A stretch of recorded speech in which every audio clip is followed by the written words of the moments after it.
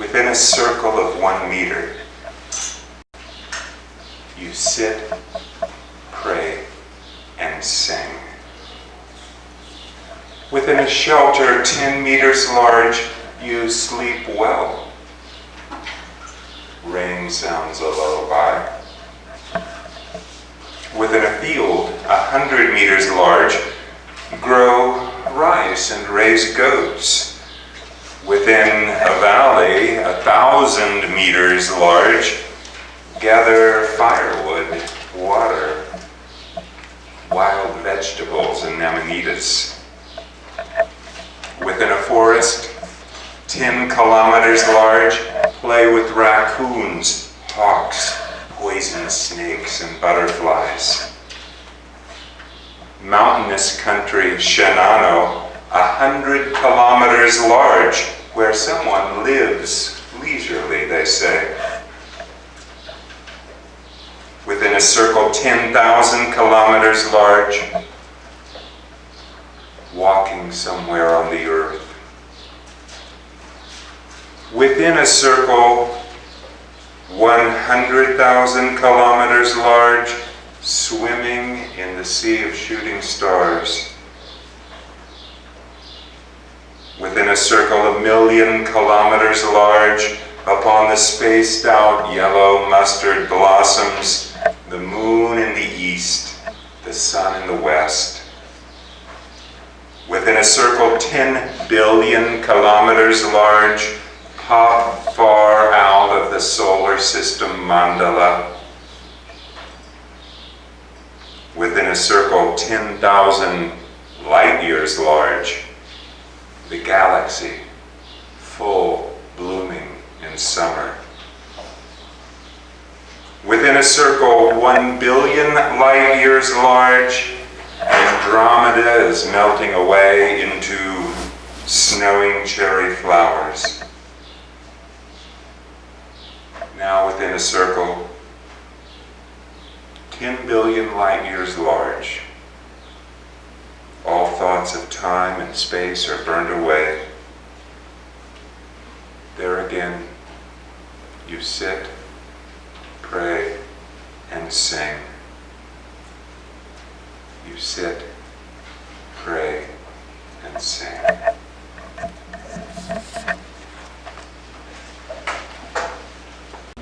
Marched with Dr. King and Selma. And many of us wish we would have been there and could have been there. It's where our hearts are. It's where our hearts and souls should be now. So let's find our place to be, working on the front lines to make this a better world. I'm going to share a few teaching stories from the Zen tradition. A master who lived as a hermit on a mountain was asked by a monk, "What is the way?" "What a fine mountain this is," the master said in reply. "I'm not asking about the mountain, I'm asking about the way." "So long as you can't go beyond the mountain, you can't reach the way," replied the master. A famous soldier came to the master Hakuin and asked, "Master, tell me, is there really a heaven and a hell?" "Who are you?" said Hakuin. "Well, I'm a soldier of the great emperor's general guard." "Ah, nonsense," said Hakuin. "What kind of emperor would have you around? You look like a beggar." At this, the soldier started to rattle his big sword in anger. "Ooh," said Hakuin. "Ooh, you have a great big sword. I'll wager it's too dull to cut my head off." At this, the soldier couldn't contain his anger any longer. He drew his sword and threatened the master, who said, "Now you know half the answer. You're opening the gates of hell." And the soldier drew back and sheathed his sword and bowed. "And now you know the other half," said the master. "You've opened the gates of heaven." The master Akuyu showed his wisdom even as a child. Once he broke the precious heirloom teacup of his teacher and was pretty upset. While he was wondering what to do, he heard his teacher coming quickly. He hid the pieces of the cup under his robe. "Master," he said, Why do things die? Well, it's perfectly natural for things to die and for matter gathered in them to separate and disintegrate, said the teacher. When its time has come, every person and everything must go. Master, said little Ikuyu, showing the pieces, it was time for your cup to go. The master Ryokan lived in a poor little hut on the mountain, and one moonlight night he came home and he found that a burglar had been at his house looking for something to steal. But Ryokan was a hermit who didn't own anything. Poor fellow, he said to the robber, you've come such a long way and haven't found anything. I don't want to leave you empty-handed. Please take my clothes. And Ryokan stripped himself naked and handed his clothes to the robber. Poor fellow, said Ryokan, going outdoors again when the robber had gone. How I wish I could have given him this beautiful moon. Let's take a moment to meditate. If you are not familiar with the practice of meditation, you may want to place your feet on the floor in front of you. You may want to place your hands on your knees. You may want to straighten your spine, place your tongue against the roof of your mouth, and simply breathe through your nostrils, looking at an unfocused place 5 or 6 feet ahead of you. Simply breathe. Be aware of your breathing. And as you breathe, you can also be aware of this mantra that the Zen teacher Thich Nhat Hanh shared. Breathing in, I'm at peace. Breathing out, I'm calm. Breathing in, I'm in the present moment. Breathing out, this is a wonderful moment.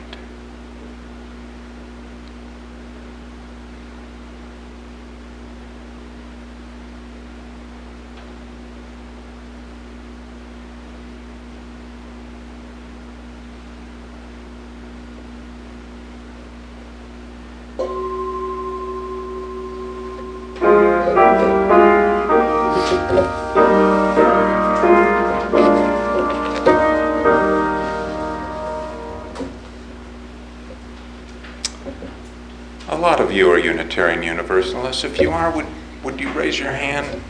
I see some, yeah. Oh, and what does that mean to be a Unitarian Universalist?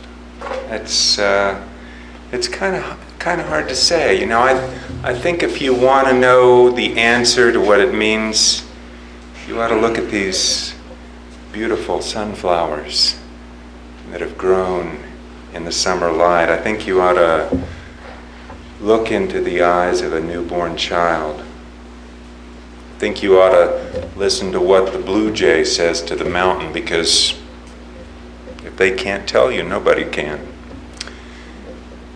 People often ask about our faith, and just as frequently they're puzzled by the answers they receive. It's a religion with no doctrine, a time-honored tradition of breaking with tradition, telling people to trust their own wisdom more than any official teaching.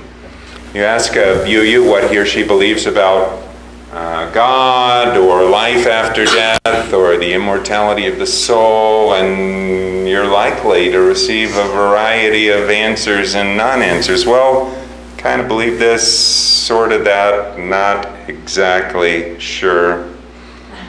We have a hard time explaining ourselves to outsiders. It can all sound very confusing, a little opaque, and in this I think our tradition is similar to Zen, the spiritual tradition whose home is in China and Japan and Korea, that's known for its enigmatic and inscrutable aspects. Those knocking on the temple door find it hard to come inside, while those who are already in find it all very easy to understand. Now, Buddhism is often misunderstood by Westerners. You probably heard the old joke about the Buddhist who goes to the hot dog vendor. Yes. Goes to the hot dog stand. Make me one with everything.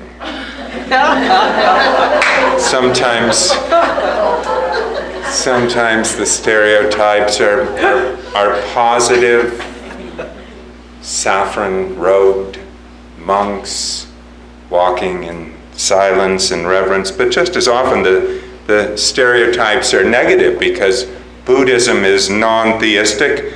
Some say that it puts a void in place of God and an emptiness in place of salvation.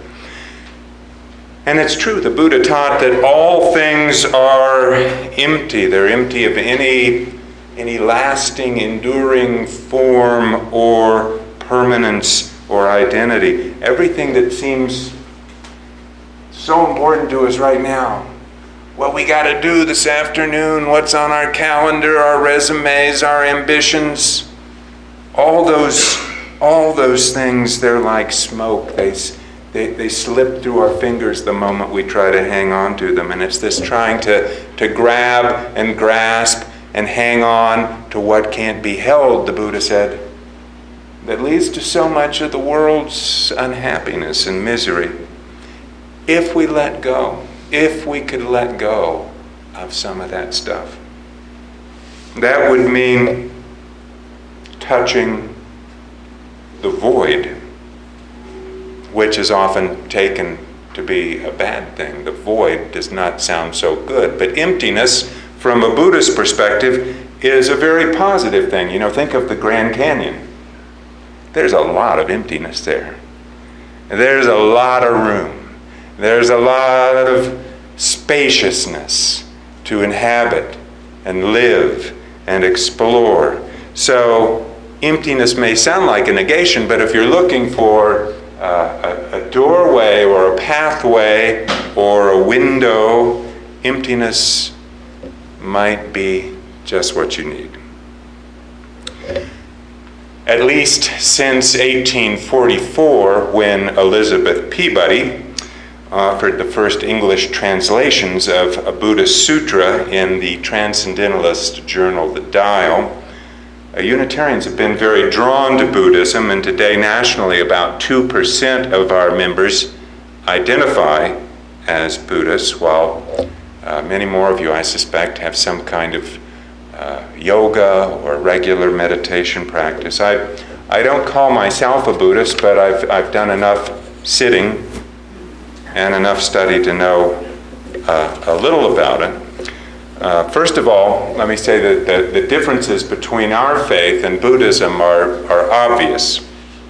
Stories are told about Zen masters who will sit in silence, and they usually sit facing the wall, just trying to understand the nature of the primordial mind. We are very uncomfortable with silence. A lull in the conversation at coffee hour, and we start to get a little nervous. But there are also these similarities between our movement and Zen. First, both are experiential religions. And secondly, both are this worldly, life-affirming faiths. And third, each one is a path to liberation, that tries to help us get over our inner conflicts and neuroses and all the hang-ups we use to make ourselves unhappy, and free us up for a more savory, full-bodied existence. So let me say a little bit about these three. First of all, Unitarianism and Buddhism are both experiential religions, which means they can't be confined by rule books or by verbal formulas. what the Zen master is interested in teaching isn't something that's conveyed in words. And what we find to be most holy or precious or sacred in life isn't something that's wrapped up in a creed or a catechism. For both, the essence of religion is found in the living of it, in the spirit, not the letter. If you were to ask a Zen master, what do you think about God or the meaning of life or metaphysical questions, you might get an answer like, well, what I believe is that I'd like a cup of tea. Would you like some too? And what he would be saying there is that, what's important is not these concepts we use to frame our experience. It's the immediacy of the experience itself. It's living it to the full and sharing it in hospitality with others, and Unitarians agree.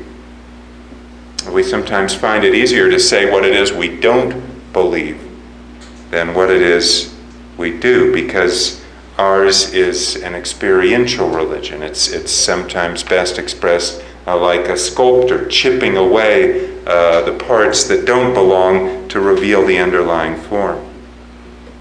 A puzzled monk once said to Fuketsu, "You say that truth can be expressed without speaking, and also without keeping silent.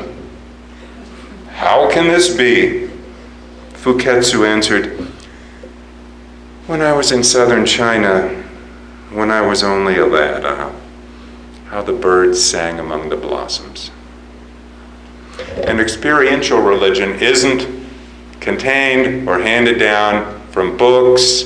It is caught, not taught. The Chinese proverb, "What comes in through the gate is not family treasure," is interpreted in Zen to mean that what somebody else tells you can't substitute for your own original knowledge. At a Zen retreat I attended several years ago, the teacher was a young Malaysian woman, the head of an abbey on Taiwan, and she was pushing us to be conscious, to be mindful, to be aware of our feelings, our sensations, the reality in which we found ourselves. Be your own confidence, the Buddha said. Hold to the truth within yourself. For Unitarians and for Buddhists, faith it's a verb. It's not a noun. It doesn't consist in a body of knowledge that's handed down. What it means is being fully alert and engaged with heart and mind with this wondrous creation of which we're a part. There's a saying, if you meet the Buddha on the road, kill him. It means that nobody else's knowledge, is going to replace the things that you find out and know to be true for yourself. A young student was told to go on a long journey to another monastery, and he was upset because he thought this trip was going to interrupt his studies, and so he asked his friend, a more advanced student, Sogen, "Please, ask permission and see if you can come with me on this trip, and this way as we walk we can talk together and I can learn as I travel." "Well, okay," the older student said, "but let me ask you a question. If you're hungry, what satisfaction to you if I eat? If your feet are tired, what comfort to you if I go on leisurely? And if your bladder's full, what's it to you if I piss?" Unitarian Universalism and Zen are both earthy, life-affirming religions. We are not ashamed about who we are, about what we are, about our own bodies, our own natures, our natural and physical needs. Every human being has a basic nature of goodness. One Tibetan teacher put it. This goodness contains tremendous gentleness and appreciation. As human beings, we can make love. We can stroke someone with a gentle touch. We can kiss someone with understanding. We can appreciate beauty. We can appreciate the best of this world. Now, we Unitarians call this the inherent worth and dignity of every person. And both our faith and Zen can be contrasted with religions that feel like people are fundamentally damaged or sick or sinful in some way. Living well, as we understand it, doesn't mean that we have to negate or deny who we are. It means cultivating ourselves, letting our own best, healthiest instincts emerge. One Zen monk that I know described the essence of his religion as making friends with oneself. Making friends with oneself. And friendliness would be a pretty good translation of the Buddhist term Maitri, which means a condition of broad acceptance, embrace of what is. What is? Listen to our joys and sorrows. Love, fidelity, grief, mourning, loss, uncertainty, order, change, chaos. It's all part of it. And like Zen, Unitarianism is a religion that's rooted firmly in insecurity. Above, not a tile to cover the head. Below, not an inch of ground for the foot. In a world with very few guarantees, with very few absolutes, we try to make our way through life with an awareness of, yes, the sadness and the pain, but also the beauty and the marvel of each and every step. Quite a few years ago, I spent a semester at a Buddhist study center in Colorado, the Naropa Institute. Have any of you been to Naropa? Is it still there? Yeah? All right. Yeah. You know, I didn't take this course, but one of the courses that was in the catalog that interested me was Zen archery. And some of you may know that our English word sin was an old archery term, which meant to miss the mark. You know, your aim is off. You're not hitting the target. In Zen archery, apparently there's no question of hitting or missing the mark, because at least for the beginner, you only stand about a foot away from the target. And the point is not to make a bullseye, it's to learn how to hold the bow and posture oneself and release the string with the proper frame of mind.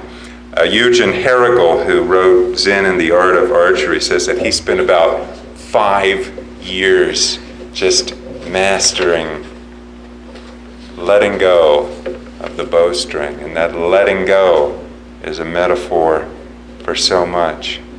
Instead of looking at life as a game of, always hitting the center, scoring points, winning the game, Zen is playing a game where every shot is excellent if it's done with the proper elan. A life-affirming religion is also a tolerant religion. It's a tolerant religion because it doesn't see a world full of sinners or evildoers. It just sees a world full of other people who are struggling in need of compassion and help. In the 3rd century BCE, the Buddhist Emperor Ashoka of India issued a proclamation proclaiming that all religions could be freely practiced in his land. And from that day to this, hardly a drop of blood has been shed, making converts to the Buddhist path. we Unitarians share this commitment to tolerance and respect for people of other faiths. You don't have to insist that there's just one right way. While Bankai was preaching quietly to his followers, his talk was interrupted by a Shinshu priest who believed in miracles and thought that salvation came from repeating holy words. Bankai couldn't even go on with his talk, and so he asked the priest what he wanted to say. "The founder of my religion," boasted the priest, "he stood on one shore of the river with a writing brush in his hand, and his disciple stood on the other shore of the river, and he wrote the holy name of Amida onto the parchment across the river through the midair. Can you do anything as miraculous as that?" "No," Bankai answered. "I only do little miracles, like when I'm hungry I eat, when I'm thirsty I drink, when I'm insulted I forgive." The Zen philosopher D.T. Suzuki once remarked on what he saw as the contradictions in much of Western religion: man against God, God against man, man against nature, nature against man, God against nature, nature against God. Very funny religion. We could put it in more inclusive terms, but we tend to agree with the Buddhists that life doesn't have to be a perpetual conflict, that this universe is not a fundamentally bad place, not some place we have to escape from. We can acknowledge bad things happen. They do, while still being conscious of the marvel and delight and privilege of being human. The Buddha told this parable.